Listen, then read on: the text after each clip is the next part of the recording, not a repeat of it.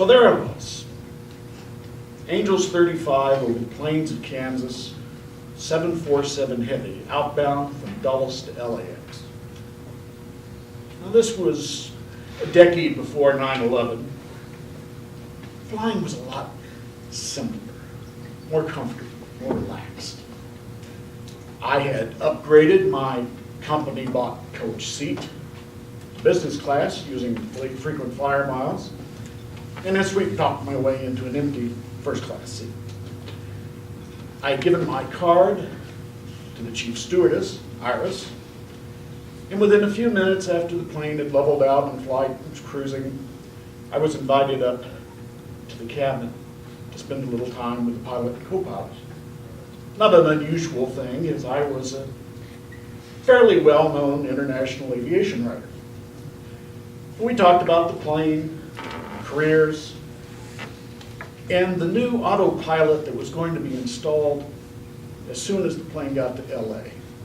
I had just written about it, so they were interested in what I had learned. I went back to my seat, had a drink, a surprisingly good steak dinner. But about the time I finished, the co-pilot came out and started his regular walk through the two-level cabin. Then we hit what is commonly, albeit erroneously known, as an air pocket. The plane dropped about 1,000 feet in a few seconds. Anything that wasn't tied down hit the roof. Unfortunately, including the co-pilot, who was bending over a wide-eyed 7-year-old, pinning the little silver wings on his chest, hit the overhead, out like a light for the duration. What we didn't know until the chief stewardess went into the cockpit to inform the captain, who for some reason wasn't responding to the plane's intercom, he'd had a heart attack. Now, a good stewardess, before the flight begins, will check the passenger list, looking for possible problem passengers, doctors or law enforcement officers who might be required to deal with those passengers, and anybody who might be a pilot. We had a dozen possible problem passengers, 3 doctors, 2 law enforcement agents, and no pilots. Which brought her to me. She explained the situation and said, "Can you fly this thing?" Well, I didn't want to make life any more difficult for her than it already was, so I said, "Well, I'll give it a shot." So I went into the cockpit. They had removed the poor captain. I sat down in the pilot's seat. She sat down in the co-pilot's seat to assure the air traffic controllers that I was legit. However, when I explained to the air traffic controllers that while I had flown everything from an Apache helicopter to the space shuttle in simulators,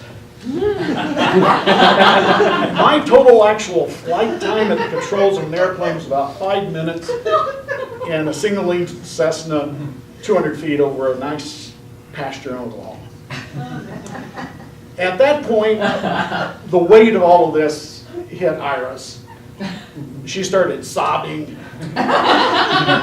because she saw her life ending before her. I reached over to console her. She started to scream, not a Hollywood scream, but a real, I'm gonna die scream. So I did the only thing that a gentleman could do. I slapped her hard, and then I kissed her hard. I'm not sure which did the trick, but she calmed down right away. Then the air traffic controllers and I started talking about possible landing places. Red flag exercise, all military airfields out. Shuttle coming in for a landing, Edwards Air Force Base out. Too close to land in anywhere in Nevada because they had to walk them through it.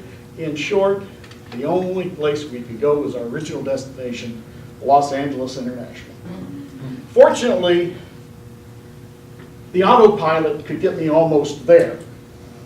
As had been explained by George, I've forgotten his name now, but anyway, the character in Airport, in a similar situation, said that plane can fly itself. Unfortunately, without the new autopilot, it couldn't land itself. So we brought it in. I was coming in for a landing. The stewardess was back in the seat, sitting beside me for moral support. Saw the runway. Everything was looking good until we saw the white pickup truck in the middle of the runway. It was an airport maintenance guy who thought it was a good time to chase bunnies off of the runway. There was nowhere else to go. We were committed. So I nudged the plane a little bit to the left, retracted the gear, and that, my friends, is how I became the first and only person to ever land a jumbo jet on the grassy median between strips at LAX, wow. Flying a 747 from Continental Airlines simulator.